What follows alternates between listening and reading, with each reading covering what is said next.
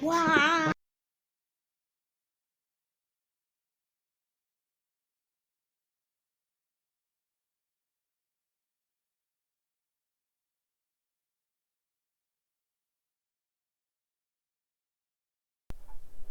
So here's a machine booted up in all its glory. This is Kubuntu 21.10, and this is dual booted with Windows 10, though Linux will be my primary operating system.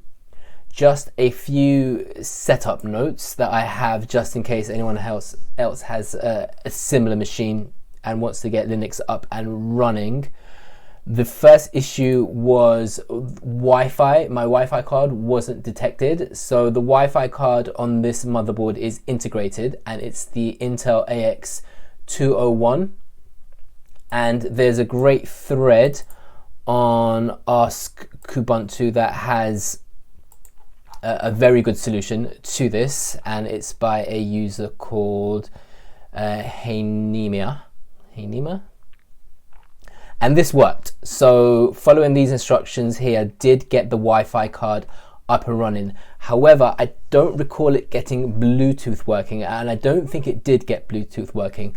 What did get Bluetooth working for me was to upgrade the kernel to 5.1610.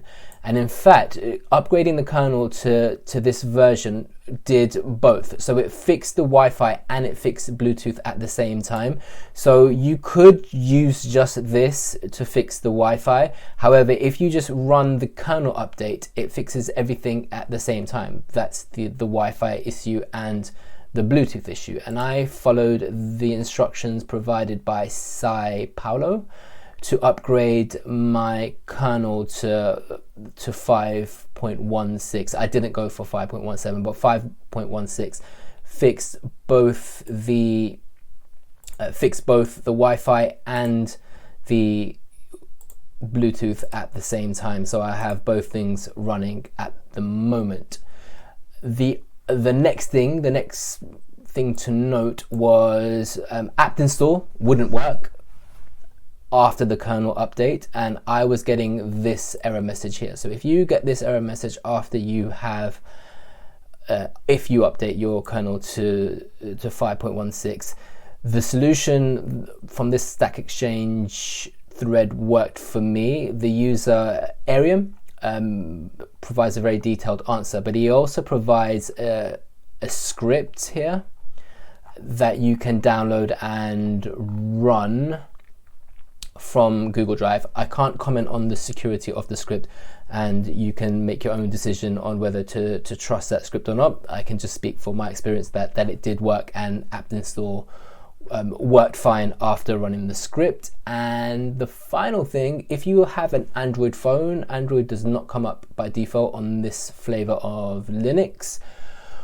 What I had to do was, again, there's a Stack Exchange thread for this. I mean, there's a Stack Exchange for most things.